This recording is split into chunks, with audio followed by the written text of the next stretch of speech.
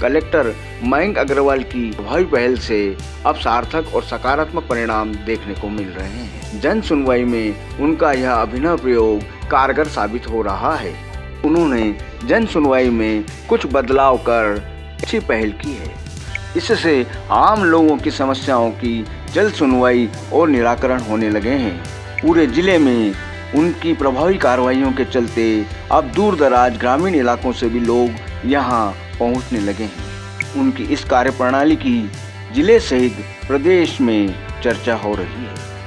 पहले जन सुनवाई में वरिष्ठ प्रशासनिक अधिकारी ज्ञापन लेते थे, उसके बाद संबंधित विभागों को उनकी समस्या संबंधित ज्ञापन सौंपे जाते थे। उन्होंने वरिष्ठ प्रशासनिक अधिकारियों के साथ जिले के समस्त महकमों के अधिकारियों को भी एक जगह बैठाकर आम लोगों की समस्याओं के निराकरण हेतु प्रभावी पहल की है। जल्द निराकरण होने से जिले के दूर दराज ग्रामीण इलाकों से भी लोग अब यहां पहुंचने लगे हैं। देखिए एक विशेष रिपोर्ट।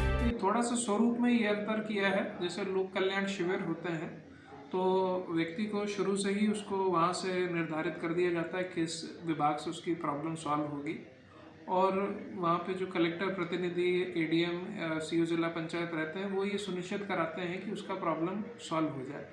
उसमें साथ में हमारे जो साथ में ब्लॉक के एसडीएम्स हैं वो भी हमारे ऑनलाइन जुड़े रहते हैं, जो वहाँ की जन सुनवाई कर रहे होते हैं। तो अगर कहीं और दूरस्थ इलाके का रहता है तो वहीं से उसको मैटर को वहीं से उसका जवाब दे दिया जाता है। हमारी कोशिश ये रहती है कोई व्यक्ति अपात्र भी है या किसी स्कीम में अगर कोई मांग कर रहा है तो उसको उसी दिन सूचित कर दिया जाए, जिससे वो भटकना ना पड़े। पहले भी विभागों को हम लोग डायरेक्ट करते थे, मगर ये रहता था कि अब व्यक्ति अपने विभाग से बात करके विभाग अपनी टिप्पणी दे देता है कि ये पात्र है कि नहीं है, तो इसीलिए लोगों को घूमना नहीं पड़ता। पहले हम मार्क करते थे, विभाग में जाता था, फिर उसके बाद क्या निराकरण होता था उसको पता नहीं चलता था।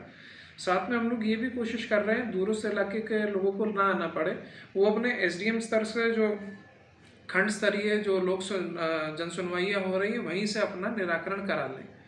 ये अभी शुरू में ज़रूर आए हैं, मगर धीरे धीरे हमारी कोशिश यही है कि जो खंड स्तरीय जन सुनवाइयों में ही लोगों का मैटर सॉल्व हो जाए, निराकरण आदमी को तुरंत हो जाए। और मतलब चाहे अपात्र हो व्यक्ति चाहे पात्र हो, दोनों ही सूरत में उसको तुरंत पता चल जाए कि ये ऐसा होगा और किस निश्चित समय तक उसको उसका लाभ मिलेगा स्कीम का या नहीं मिलेगा, ये चीज़ उसको क्लियर हो जाए तो उसको किसी भी विभाग के पास भटकना नहीं पड़ेगा। यही इसकी मंशा थी। जनरली जो सरकार से स्कीमों की बात है, जिसमें कोई मांग संबंधी कोई वो रहता है, तो जनरली ज़्यादातर स्कीमें ऑनलाइन होती हैं, तो उसको हम लोग ऑनलाइन पात्रता तुरंत ही देख लेते हैं। जो संबंधित विभाग होता है अपने निचले स्तर के ब्लॉक स्तर के कार्यालय से तुरंत ही उसको संपर्क करके बता देता है कि इस तारीख तक ये है पात्र, ये नहीं है पात्र, या ये किस स्तर से उसको पात्रता मिलेगी, उसको तुरंत ज्ञात करा देता है। दूसरी किस्म की चीज़ें जो हमारे पास समस्या सामने आती हैं वो शिकायतें होती हैं। जनरली किसी का कोई अतिक्रमण से रिलेटेड है, किसी को किसी वजह से किसी का भ्रष्टाचार की शिकायत हुई, अन्य किसी भी प्रकार की शिकायतें होती हैं वो शिकायत से रहती हैं। तो उसमें प्राइमा फेसी हम उसकी जांच ये करा विभाग से टिप ये ले लेते हैं कि अगर मौके पे जाके जांच करना है तो उसको 3 दिन लगेंगे, तो 3 दिन बाद ही उसको सूचित कर दिया जाएगा, उसको निश्चित समय सीमा दे देते हैं।